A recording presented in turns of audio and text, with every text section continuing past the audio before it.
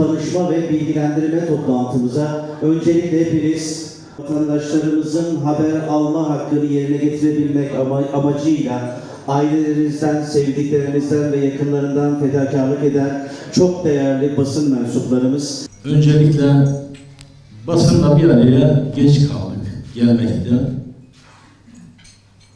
Bunu da şöyle söyleyeyim, özür dileyerek söyleyeyim. Elimizde olmayan sebeplerle. Tekrar hakkınızı helal edin ve buraya geldiğiniz için de teşekkür ediyorum. Şunu söyleyeyim, biz burada bir basın açıklaması değil ama etmek için. Yani esas amacımız bu. Bir araya gelmek için. Çünkü bundan sonraki süreçte inşallah yine bir araya geleceğiz. Gündemle ilgili röportajlar, konuşmalar, yani bunları yapacağız. Basın çok önemli. Hani derler ya, yani yasama, yürütme, yargı ve dördüncü kuvvet. Ama dördüncü kuvvet ama bu üçünün de üzerinde etkin olan bir kuvvet. Basın aslında bir toplumun ileri gitmesi, yücelmesi ve o toplumun kalkınması için de önemli. Neden?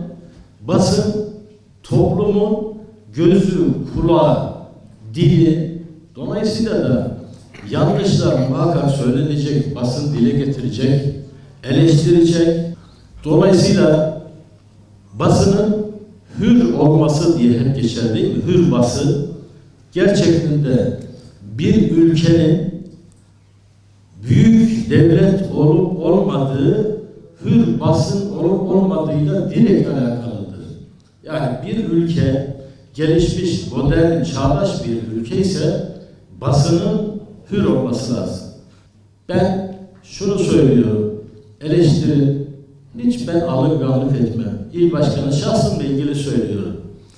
Biz geldiğimizde bir slogan oluşturduk. O da şu 3 kelime: ortak payda Malatya. Ortak payda Malatya. Bununla da ilgili bizim Recep Berkli hocamızın annesinin cenaze töreninde bir araya gelince orada 2 sayın vekilimiz vardı ve Gökhan Başkan vardı ve Barış Başkan. Üçümüz bir aradayken bunu böyle daha beklerken dedim ki ya gelin biz Malatya'da bir şeyleri değiştirelim, yapalım. Malatya'da insanların evleri gitti, iş yerleri gitti, mal, mülk gitti, can kaybı oldu. Dolayısıyla da Malatya'nın moral motivasyona ihtiyacı var. Ortak payda Malatya diyelim ve biz bütün sağdan sola kim varsa bir araya gelelim. Yani bir masanın etrafında oturalım, konuşalım, dertleşelim. Dedim bir araya geldiğimizde en azından Malatyalılara biz bu birlikteliği, birlikte yani çalıştığımızı verirsek bir moral motivasyon olur.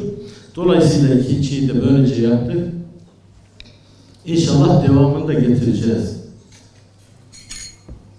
Evet, iktidar partisinin il başkanıyız ama şunu açık söylüyorum.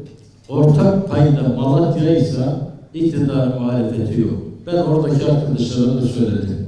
Tüm il başkanlarımıza şunu açık söylüyorum. Bunu siyasetten de değil. Eğer biz bir görev aldıysak kimse bizi bu makamlara zorla getirmedi. Hepimiz talep ettik. Ha geldikten sonra o zaman gereğini yapmamız lazım. Herkes görevini yapacak. Bak siyasiler olarak söylüyorum. Artı buradaki yetkili daire müdürleri bürokraside çalışacak. Herhalde en fazla bu sıkıntıyı sizler de yaşıyor, görüyorsunuz. Gidiyoruz, cevap yok. Yani o birisine gidiyorsun. Ya başkanım diyor işte şu vardı. Kardeşim vardı, sen niye o görevdesin? Bana diyor ki yani bitmiş, şunu bir şey yapacak bir daire müdürü diyor. Ne oldu? Yani çıkmış, parası çıkmış, her şey bitmiş, yani niye başlanmıyor? Ya başkanım diyor, orada şu problem var, o da şu müdürlükle ilgili. Sana zahmet bir oraya yaz. Yok ya, ben senin uşağın mıyım? Sen o kurumun müdürüsün. O problemi de sen çözeceksin. Ankara'yla görüşeceksen sen görüşeceksin. Sen çözeceksin ya. Yani sen çözmüyorsan, ben o problemi çözeceksen sen orada durma. Kim ne görev almışsa hakkıyla yapacak.